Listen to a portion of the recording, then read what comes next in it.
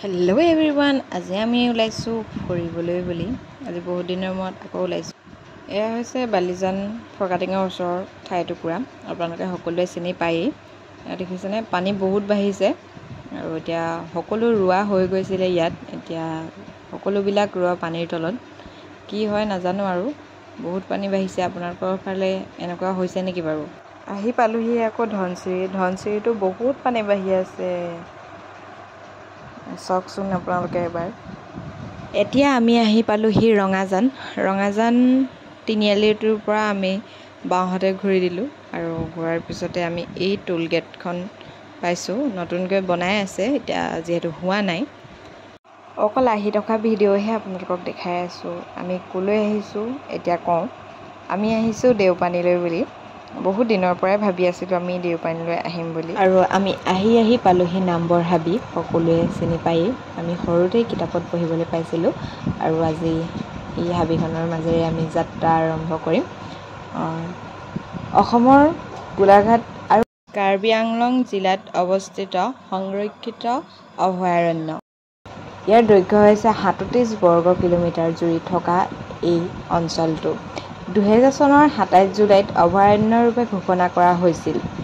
ইয়াৰ পৰা গোলাঘাট নগৰৰ দূৰত্ব হৈছে ২৫ কিলোমিটাৰ আৰু কাজিৰঙা ৰাষ্ট্ৰীয় উদ্যানৰ পৰা ৬৫ কিলোমিটাৰ আছে। আৰু এতিয়া ইমান ধুনীয়া এটা পৰিৱেশৰ মাজেদি গৈ আছোঁ আৰু সেইটো কাৰণে মানুহে গছ ৰুব লাগে। আপোনালোকে নিজৰ ঘৰৰ বাৰীখনতে ৰুব।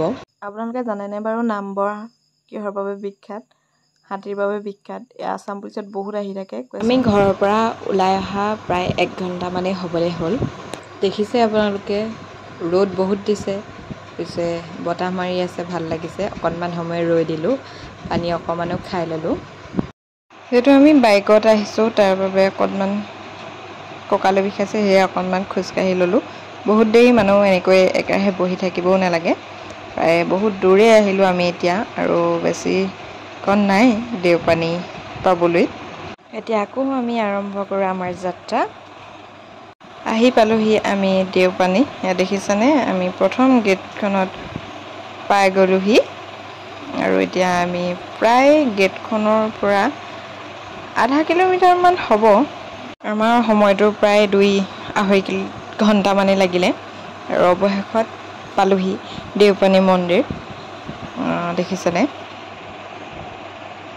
আমি এতিয়া তেল চাকি ধূপ ল'বলৈ গ'লোঁ আৰু বহুত ধুনীয়া লাগিছে কিন্তু দেই। আপোনালোকক কি দেখাইছোঁ, কি দেখাব পাৰোঁ মই নাজানো। তাৰ বাবে আপোনালোকে ক্ষমাও কৰিব, কাৰণ মানুহো থাকে আৰু পাৰ্মিশ্যন থাকে বা নাথাকে ভিডিঅ' কৰা, সেইবাবে ভয়ো লাগে দিয়কচোন। যেনে হ'লেও দেখিছেনে, আপোনালোকে সোমাই এই ধুনীয়া ফুল গছ দেখিবলৈ পাব। এটা ৰাউণ্ড শ্বেপ আছে, বহুত ধুনীয়া। তাতে সকলো মানুহে ফটো উঠাই আছে আৰু আমিও ভিতৰলৈ সোমাই গৈ থাকোঁ। আৰু আমি আপোনালোকক পৰিৱেশটো অকণমান দেখাবলৈ চেষ্টা কৰিছোঁ আৰু বেছি কথাও কৈ নাথাকোঁ। আপোনালোকে আমনিও পাব পাৰে ভিডিঅ'টো চাই। আজি অলপমান দীঘল হৈছে ভিডিঅ'টো। এয়া মানুহ অলপ হৈছে আৰু আহিব। এতিয়া অকণমান কম হৈ আছে। এয়া দেখিছেনে, এয়া হৈছে বৰগছ। এয়া মন্দিৰটো বনাই আছে।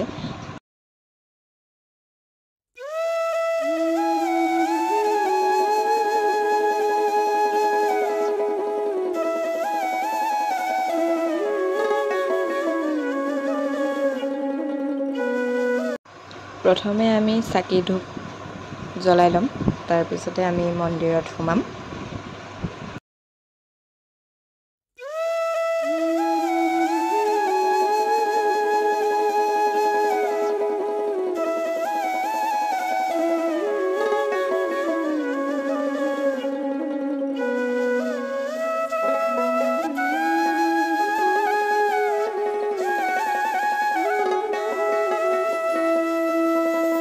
মন্দিৰত সোমোৱাৰ পিছতে আমি দুয়োৱে আশীৰ্বাদ ল'লোঁ, আমাৰ দুয়োজনে মনোকামনা পূৰণ হওক বুলি। আৰু এই গছজোপা দেখিছেনে বাৰু, ইয়াত সকলোৱে এই ৰঙা ৰঙৰ ফিটাডাল বান্ধে, কাৰণ ইয়াত বোলে মানুহে মই কোৱাহে শুনিছোঁ কিন্তু দেই, আৰু বহুত সফলো হৈছে। আপোনালোকে বিশ্বাস নকৰিবও পাৰে, কিন্তু আমি বিশ্বাস কৰোঁ। তাৰ বাবে আমাৰ মনোকামনা পূৰণৰ বাবে আমি ৰঙা ফিটা বান্ধি আহিছোঁ দুয়োজনে। আপোনালোকেও আশীৰ্বাদ কৰিব। আৰু এইয়া দেখিছেনে ছাগলীকেইটা, এওঁলোকে মানুহলৈ ভয় নকৰে। এয়া আমি প্ৰসাদ দুটামান দিলোঁ তেওঁলোকক, যি পাৰোঁ তাকেই দিছোঁ। কি ক'ম, বহুত এটা সুন্দৰ পৰিৱেশ। আপোনালোকো আহিব ইয়ালৈ, বহুত ভাল লাগিব। মনটো কিবা এটা ভাল লাগে, শান্তিপূৰ্ণ হৈ পৰে। আৰু অলপ ইফালে আছিলে এটা পুখুৰী, সেইটোও চাবলৈ গ'লোঁ। পুখুৰীটো গোটেই বৰষুণৰ পানীয়ে ভৰি আছে। আজি ৰাতিপুৱাই ওলাই আহিছোঁ আমি দুয়োজনে, একো নোখোৱাকৈ আহিছোঁ, কাৰণ সকলোৱে আহে একো নোখোৱাকৈ। তাৰ বাবে এতিয়া আমি ইয়াতেই বেছি দেৰি নকৰোঁ, আমিও ঘৰলৈ বুলি গৈ থাকোঁ। আৰু ৰাস্তাত যি পাওঁ তাতে সোমাব লাগিব। আৰু এতিয়া আমি গৈ থাকোঁ, আপোনালোককো লৈ যাওঁ। কি দেখাব পাৰিলোঁ নাজানো। আৰু আপোনালোকে like, comment, share and subscribe কৰি দিব মোৰ চেনেলটো। আৰু এয়া দেখিছে ভোজনালয়, তাতে আমি আহাৰ গ্ৰহণ কৰিলোঁ। তাৰপিছতে মই ইউটিউবত দেখিছিলোঁ এই পুখুৰীটো ঘৰকেইটা আপোনালোকে নিশ্চয় চিনি পাইছে, আৰু ভাল লাগিলে আজি মই নিজ চকুৰে দেখিলোঁ। আৰু মোৰ ভিডিঅ'টো আজি ইমানেই আছিল, ধন্যবাদ। ইয়াৰ পিছৰ ভিডিঅ'টো কিন্তু আহি আছে দেই আপোনালোকৰ মাজলৈ।